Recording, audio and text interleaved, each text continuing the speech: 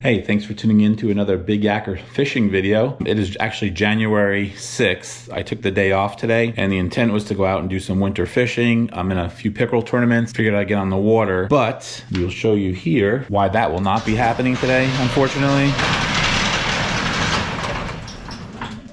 So yeah, that canceled my plans for winter fishing. So instead, I'm gonna have to probably shovel most, if not all, of this driveway. And after I shovel the driveway, I wanted to share with you my experience in renting a kayak. All right, before I get to my story and get settled in, I just spent the last hour and a half shoveling my driveway. These boots right here, these are the NRS boots. And they held up pretty well in the snow, and they kept my feet pretty warm. I'll just put a link down in the video description to those boots, and they're also waterproof. I use them in the kayak in the cold months, and I'll use them with my dry suit. All right, let's get to the story here in a second. Let me just get cleaned up, and then we'll kind of get into it. All right, so I just got cleaned up. Wanted to just kind of share my experience that I had over the holiday season with regards to renting a kayak from a commercial vendor. Just to set the stage, my wife, my son and I went on a family vacation along with my sister-in-law and her husband, Brian, who you've seen in some of my fishing videos when I go up to Long Island. We headed out to Cocoa Beach, Florida for a week vacation during the Christmas time. Since we were only going for about a week or so, we did not bring our kayaks. We just intended on, going down for the week, having a good time. And if we had the opportunity, we may have, went out and did some fishing. Luckily, the weather was fairly decent. The temps were probably in the 60s. A few of the days we had were also in the 70s. So we did pick a day to go out kayak fishing, and we did find a location to rent some kayaks. We ended up renting a Hobie Outback and a Hobie Pro Angler. The location that we picked to go kayak fishing it's called the Banana River, and you can see that here.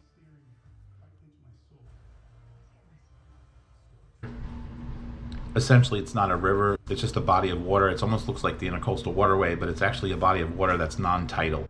It's just called the Banana River because you can see here the way it's shaped.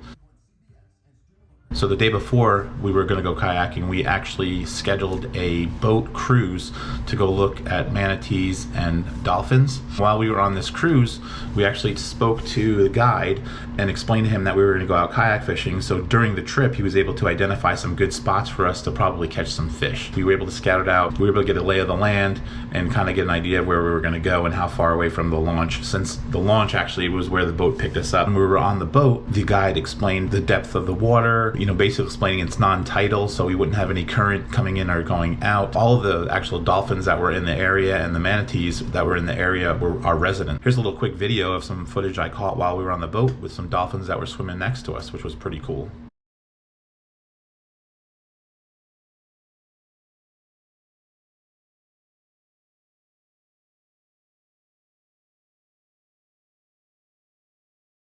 Next day, we had already reserved the kayaks. We went to the location to pick up those kayaks. Picked it up at the location, we brought the kayaks to the ramp. Once we got to the ramp, unloaded the kayaks, we loaded up our fishing gear. We only had one pole each. We got some bait from the local tackle shop, and we kind of just set up the kayaks. When I got into my Pro Angler, I noticed that it felt a little bit off balance, if you will, but I'd never been in a Pro Angler before, so I wasn't sure if it was just me and the seat, although it's very similar to the Old Town PDL Sportsman 13 that I have. Yeah, the seat's a little bit higher, so I wasn't sure if it was just me or if it was the Pro Angler itself. So we just proceeded to launch, go out to the first spot to see if we can get some fish. As we were heading to that first spot, I was trying to steer, and as I was steering, if I was steering to the left, the kayak was kind of leaning to the left, or if I steered to the right, the kayak was leaning to the right. Still not thinking much about this, we just proceeded on, came up to like the first spot where we were going to look for some fish. I cast my rod, I was just sitting there, and then I heard, since there was no boat traffic or anybody around, Brian was down the river a little bit. I was listening. It sounded like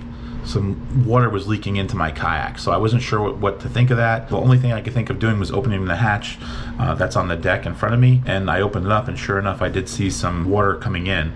So that had me kind of concerned. I radioed to Brian and said I'm going to start heading back. He said okay, he'll catch up to me. So I did. I started heading back.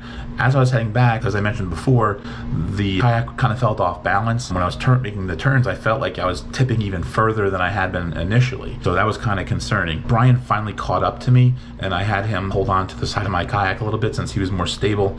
And we tried to kind of go together back towards the launch. But as we made it back to the launch, it was getting worse and worse. It was also hard to steer with Brian holding on and him trying to steer. So I just had him let go because I had a feeling I was going to dump. I was actually right in front of the launch, and I was trying trying to make that last turn to go in, but I lost it. The kayak just totally flipped. I lost my rod. I lost the seat for the kayak. I had my PFD on. The water was actually pretty warm, so that wasn't bad. I think it was in the 60s to mid 60s, I think, the water. I had practiced flipping my kayak at home. I didn't panic. I actually ended up swimming towards the launch where I was, maybe about 10 to 15 yards, maybe. I swam back and I was actually able to pull the kayak, which was now upside down. I pulled the kayak up to the shore. I got to the shore, turned the kayak back over. At that point, I noticed that the drain plugs, there's 2 drain plugs if you see here. There was no drain plugs, they were missing. I did drain the kayak, I lifted it up, and I did drain all the water out of the kayak. While I was doing that, Brian went back out, had a heavier lure, and was dragging the bottom right where I flipped, since it was right near the launch, and was able to recover my rod, which was about $250. He was also able to recover the seat. So I ended up calling the place where I rented the kayak and explained that I was missing the 2 drain plugs, so they actually ended up bringing those to me. Once that was all done, we gathered all my stuff, went back out.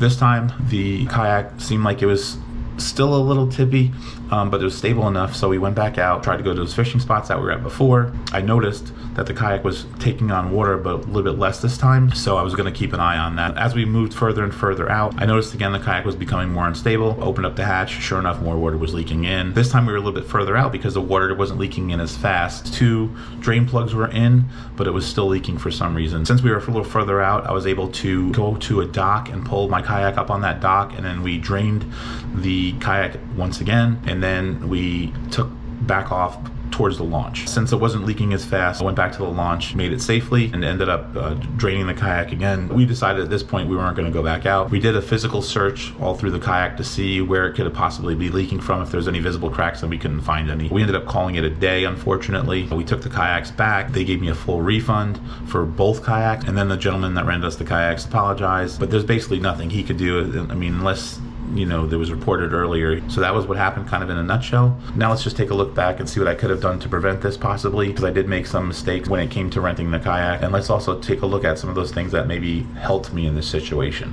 Okay, let's first take a look at what I did wrong. The first thing I could think of is that I trusted, but I didn't verify. What I mean by that is I felt like the place I was renting the kayak from was reputable. Actually, it was from a military base nearby. Usually the military is pretty good with safety. I assumed that the kayak was in working condition and there was nothing wrong with it. What should I have done? I probably should have examined the kayak. So when I picked up the kayaks, I really just threw them on the truck, loaded them, and went out on the water. First thing I could have done is a really good look at the kayak overall, and I probably would have noticed that the 2 drain plugs were missing on the Hobie Pro Angler. That would have been the first thing I recognized. Additionally, when examining the kayak, I could have also inspected for any noticeable cracks. Now, in this situation, I probably would not have noticed the crack, because after this whole ordeal, Brian and I looked the kayak over top to bottom, front to back. We didn't see a crack, anything noticeable. I'm assuming it was something near the scupper, but I have no idea. Okay, the second thing I could have done, when we launched the kayaks, I first mentioned that when I got in the kayak, I felt that it was a little bit tippy or unbalanced. In that situation, I probably should have gotten out and taken a look at it. Maybe I should have had Brian just paddle around in the general vicinity to see what he thought about it. If he felt that it was unbalanced and maybe there's something wrong or not. That would have probably been a good idea before we went out. And that was kind of something that we should have done. The third thing I could have done, stayed a little bit closer to the launch initially, and tried to fish some spots there to get some familiarity with the kayak. If I did that, took a first half hour or so, maybe I would have identified the water leaking a little bit faster. Maybe going out farther initially wasn't the best idea, and also not familiarizing myself with the operation of the kayak. Since I've been kayaking now for almost 10 years, I felt pretty confident. Being comfortable is the problem sometimes, right? You kind of get complacent. So now that we covered those, I will highlight a few of the things that I did right, or I did by the book, I guess you'd say. The first thing was we scouted out the area where we would be fishing. So I had a rough layout of the land, because I actually physically went out on a boat. I was able to see the area and kind of get some pointers on good fishing spots. But you could do an aerial shot of the different locations, where the different routes you can take around the area would be to go find fish and identify points. You have Google Maps nowadays, you have all these different apps. So that's one of the things I think I did well. The second thing was I had a PFD. I didn't bring my own personal PFD, but I did rent one from the place where I got the kayak. Fortunately, it was actually the same PFD that I currently use. It's the NRS Chinook. The third thing was I had a partner with me, my brother-in-law Brian, so not going out waters you're not familiar with, going out by yourself. That's probably not a good thing. Luckily I had Brian with me. He was able to help me. Unfortunately, I feel sorry, him helping me out and being with me. We rented the kayaks together. He didn't go out and fish even though his kayak was fully functional. I appreciate him helping me. Obviously, he saved my $250 rod, but having that partner is very important, like the buddy system we always called it in the military. Having that buddy system whenever you go out fishing, especially in those waters that you're not familiar with, is very helpful. The final thing that I think I did well probably caused me not to panic. If you look at this video, I think right up here, you'll see that I've practiced flipping my kayak in the past. I did research on the water temps and what the weather was like and the weather temperature. So the water wasn't cold at all. I think it was in the mid 60s. But like I said, getting familiar with falling in. I don't know how many kayak anglers I've talked to and asked them if they've fallen in the water before, and their answer was no. Your answer should never be no. You should actually do it in a controlled situation so you can practice for those situations where you may not have control. So that's a summary of my trip. I highlighted those things that I did wrong, and I hope those help you if you're going to go rent a kayak or even buying a kayak. Some of those things to look at and to consider when you're taking that first trip out on the water, or even if you pick it up from a reputable dealer or a rental place, you still want to kind of go over it and look at the kayak physically and make sure everything's there that needs to be. You want to make sure that there's no cracks if you can in fact see them. If you can't, you're probably going to just have to take their word for it. But with that said, those other items, don't go too far from the kayak launch for the first half hour or 15 minutes. Paddle around to see how the kayak runs and operates. I hope this helped you. If you have any comments, please leave those in the comments section down below. Feel free to give me some constructive criticism if you run into any problems like this and maybe the other things that I may have missed when I picked up the kayak or when I was out on the water. I feel like I'm an experienced angler, but I'm always learning. If you haven't already done so, please make sure you subscribe to the channel. I do have about 690 subscribers. I'm only 10 more away, and then we'll do another free giveaway. So thank you very much for watching, and stay tuned for future videos. Big Yakker, out.